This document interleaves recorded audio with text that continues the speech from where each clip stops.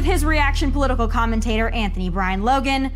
All right, Anthony, let's talk about this latest Twitter file dump. I have to say I'm not surprised. I think we all knew this was happening. But do you think for the average American out there that isn't a conservative, who isn't a COVID skeptic, do you think this is going to make any difference in their mind, the way they look at all of this and all the narrative spinning that's happened over the last several years? I'm not really sure it will, because the regular person that's out there just walking and talking, going to the grocery store, going to work, they're not really keyed into the internet like that. When they do see anything about politics, they're watching the regular mainstream media. And for the past 2 years, it's been be scared, stay in your house, don't go anywhere. When I was on the airplane the other day, people are still putting masks on their children. After they came out and said that's not really going to make a difference, it's facial decoration, they still don't get it because of the constant brainwashing. So if you're not really keyed into the internet, you might not even see the Twitter files at all, let alone understand it. Now, it's one thing when the Twitter files are about censoring conservatives, censoring Donald Trump, censoring election content, the Hunter Biden laptop. That's one thing that I get that the average American might not really care about because they don't think it's applicable to their life. But when it comes to COVID, though, and how much work was done to quiet doctors and scientists who had information that was contrary to the leftist narrative, you'd think the average American would care about that, because these doctors are not necessarily conservative doctors. In fact, in some cases, quite the opposite. They're just doctors who said, hey, this isn't right here. Do you think that if people understood it and even knew about it, do you think that would make a difference in how people respond to COVID policy as it stands today? Well, I think that it most certainly should, because if you have doctors, actual medical professionals that are saying, hey, there were some things that was going on, there was some censorship, we were not allowed to have our voices be heard, we have information, we're out here in the field treating patients, that should make a difference. But again, going back to the constant, a lot of people are just demoralized.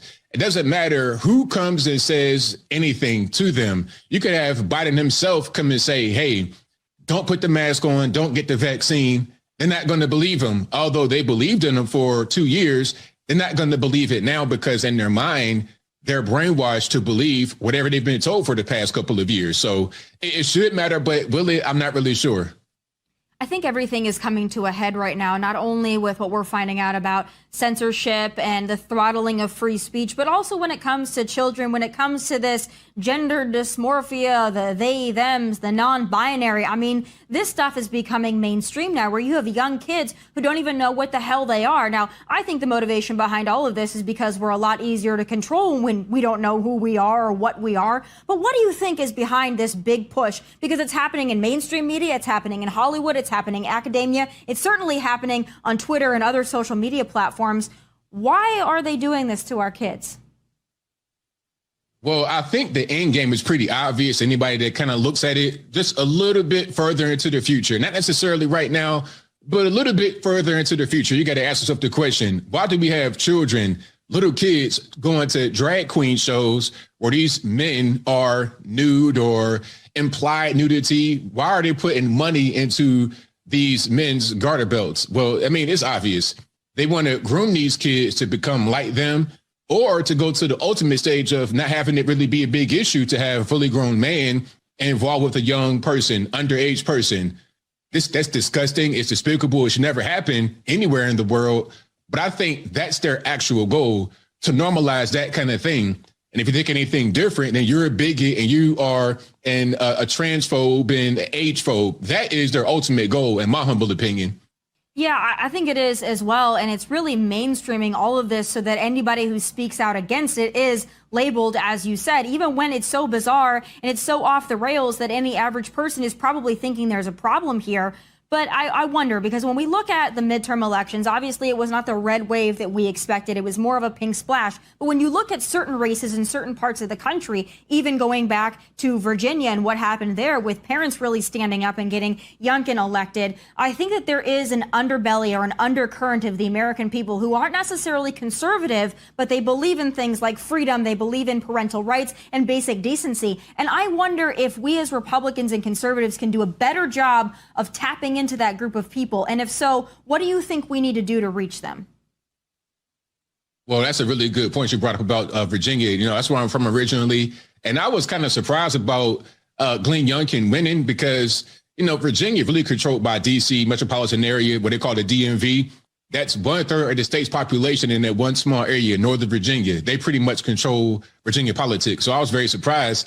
But the thing about Glenn Youngkin is that he's just a normie kind of guy, pocket protector, kind of just maybe even a little bit nerdy, just a regular everyday Joe. That's what it's going to take to get the middle of the road kind of people. The more bombastic figures I like, and a lot of my friends like them, but that's not going to get you the middle of the road kind of guys that don't like Trump. They don't like the more sensational politicians. They want a regular everyday dude that'll fight for them and what they want. That's what they want. And you got to have that kind of guy to get in there and make things happen to get everyone involved. Yeah, I think you need a good hybrid of the two. You need somebody that's willing to fight. I don't think we can ever go back to the McCain-Romney days, but you do need somebody that's palatable to the majority of Americans. So I want to ask you going into 2024, but even before that, I want to ask you about certain names and if you think that they have a future or not. Now, I've thought a lot about Kari Lake, and I really liked Kari Lake. I really wanted her to win. I personally feel, though, now that her fighting for this election integrity, her using the words like rigged election, whether it was or not, I feel like she has shot herself in the foot, and she has left the mainstream so much at this point that I don't think that she's going to be electable for a major office again anytime soon. What's your take on the pulse of Kari Lake and people like her? I agree with you 100%. I like Kari Lake as well. But again, you got to be the person that can get the middle of the road kind of people, because most people are going to vote how they've been voting for a long time. They're going to vote Democrat. They're going to vote Republican. But you want to get the middle. That's what's going to decide an election. And if you want to have the more bombastic kind of thing that appeals to more of the solid conservative people, you don't get them that way. So her future is not really existent unless she pivots and kind of goes back to the center. But anybody that wants to have any kind of success, you got to go to the center. And if you don't, you just won't have any, you won't be able to win in a place like Arizona. It's like maybe California. Maybe you win in West Virginia, where I was born. Maybe you win in North Dakota or somewhere. Shout out to your particular neck of the woods. But Arizona, California, New York, Illinois, forget about it. Yeah, I think that's going to be the struggle for a lot of people. And it's really, to me, frustrating because I do think election integrity and looking into what happened in Arizona, I do think it's important. It's not talking about a rigged election, but talking about things that did happen that were just unacceptable that need to be fixed the next go around. Unfortunately, though, when you say the election is rigged, it was stolen from me, you lose a lot of people and you lose a lot of the conversation. And that's really frustrating because I really liked Kari Lake. But I say much of the same thing about Donald Trump, who I also am a big supporter of and also would love to see him be president again. But the more he focuses on vendetta and revenge, I think the more he's going to lose the average American. So my last question for you is, going into 2024, we've only got one person that has announced so far, and that is Donald Trump. Are you hoping we see an announcement from Ron DeSantis anytime soon? Yes, hopefully he does. I was saying this the other day. I think DeSantis is at his term limit, really, because in Florida, you cannot run more than 8 years in the 12-year period. So he can't run the next time. He can't be the governor again after this term. So you might as well run right now, strike while the iron is hot. You're well loved in Florida, loved across the country. You're 44 years old. You're a young man compared to Trump. I love Trump. If he ran and he got a nomination, I'd vote for him again. But he's 76 right now. He'll be 78 in 2024, 82 at the end of his second term. I think it's unfair to require him to run. And the whole election fraud thing, that's not really palatable.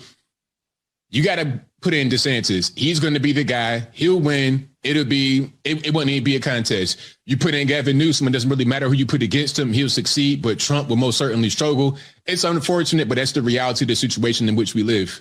Yeah, it is. And I really hope that those Trump loyalists out there will understand that Donald Trump was a fantastic president. He put in his time. He did a lot for this country, but that doesn't mean that we are beholden to a certain man or a certain anybody. We have to be beholden to our values and the person that's going to best represent those and be electable to get into office to represent those values and put them in motion. So I hope that we can come to some kind of a consensus as a party and doing what's best for this country, because that to me is what's most important. But thank you for being with me today. A very happy new year. And boy, this next year, if it's anything like this past year, is going to be something to talk about, for better or for worse. Thank you so much for joining me today. Thank you. Appreciate it.